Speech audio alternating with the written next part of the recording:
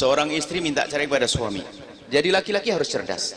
Seorang istri itu lembut hati, aslinya pada dasar lembut, kemudian dengan yang harus disayang dan sebagainya.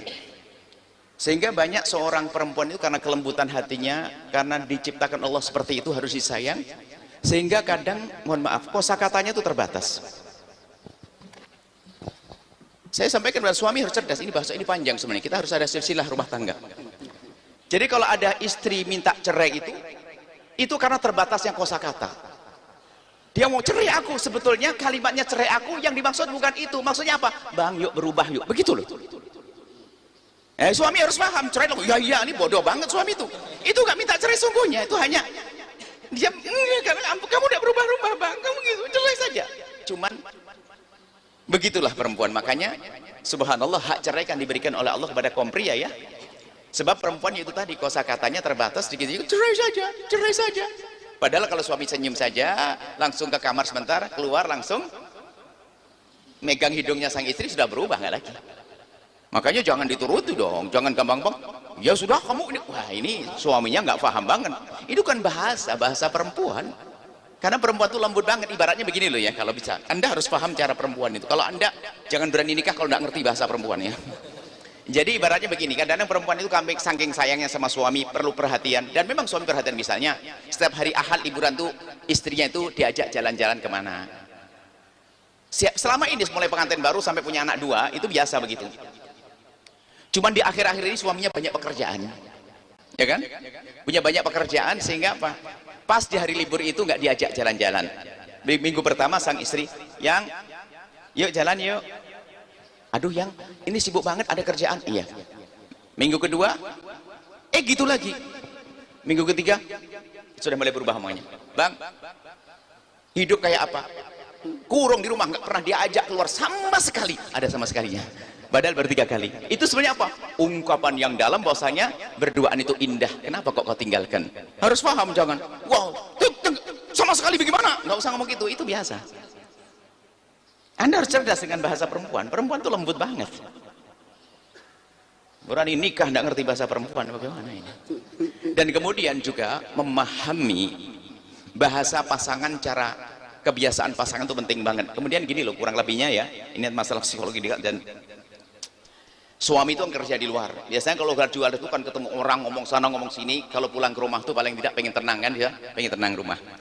Kemudian kebalikannya, istri itu karena di rumah hanya masak, ngelihat jemuran, baju, nanak nasi. Karena dari pagi diem, makanya kalau suaminya datang pengennya ngomong. Kira-kira gimana? Suami yang dari tadi ngomong terus pengen ke rumah, pengen tenang. Istri di rumah dari tadi diem tak pengen ketemu suami ngomong. Ayo. Sebetulnya sederhana saja, makanya para suami hati-hati. Jika istri mau ngomong kepadamu, jangan sampai dia diem, kau enggak, kau dengar saja. Masya Allah gitu, Masya Allah, sambil dipikang pipinya, Masya Allah. Biarpun ada ketiduran, dia pasti senang. Percaya itu, saya tahu kok ibu-ibu itu. Yang jadi masalah suaminya nggak tahu, diem, capek aku dari tadi, cerewet kau. Waduh,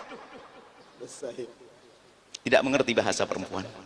Perempuan itu indah sekali. Kalau Anda memperlakukan salah, ya salah. Baik, jadi kemudian itu bahasa perempuan minta cerai, pada sesungguhnya bukan cerai. Kebanyakan semacam itu. Karena kami juga suatu ketika ada perempuan, sama di rumah katanya sering minta cerai. Marah terus, akhirnya datang kepada kami perempuan itu. Datang ke kami itu ngomong setengah jam sampai saya tidak beri kesempatan ngomong. Cerita suami saya begini. Wah, kita dengar, memang saya paham, saya ngerti cara ngomong dengan perempuan. Setelah selesai, ibu sudah selesai, ibu. Saya pura-pura marah. Itu suami nggak benar itu. Iya bu ya, ini suami nggak benar. Waduh, saya ikut pura-pura begitu. Akhirnya ibu bisa kasih nomor telepon suami ibu? Sambil dia ngelihat muka Buya, kami ngasih nomor telepon. Buya ngomong ngapain? Saya akan bilang ke suami agar ibu dicerai saja. Maksud saya bukan gitu Buya. Saya ngerti itu, jawabannya begitu. Maksud saya bukan gitu lah, sudahlah. Boleh, saya pengen ketemu suamimu, nanti kita damaikan. Anda harus paham, dan para istri harus paham suami. Suamimu itu urusan dengan Masya Allah. Jadi harus, makanya litaskuni ilaiha. Istri harus punya karakter lembut, menyenangkan. Karena apa? Suamimu itu di luar ketemu apa? Hujan deras, mobil macet, ketemu orang nagih hutang nggak dibayar, marah-marah. Ini harus paham. Maka kalau sampai di rumah lihat muka suram suaminya, langsung Anda yang pandai. Makanya kami sampaikan, seni bercita ada, jangan monoton hidupnya begitu. Hatta ustadz tuh di mimbar tok serem. Sampai kamar sudah nggak ada ustadz-ustadzan, betul Ustadz? Oh, Ustadz nggak ada. Ustadz tuh assalamualaikum, mohon maaf sayang, aku mau baca Quran 3 juz lagi. Dah, mohon maaf sayang, aku 8 rakaat dulu. Hah, apa itu? Hidup kok begitu? Hidup udah sindah. Baik, kurang lebih seperti itu. Sudah isyraq?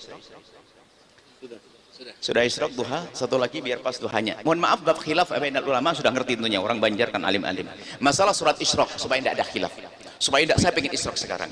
Masalah surat isyraq ada dua pendapat.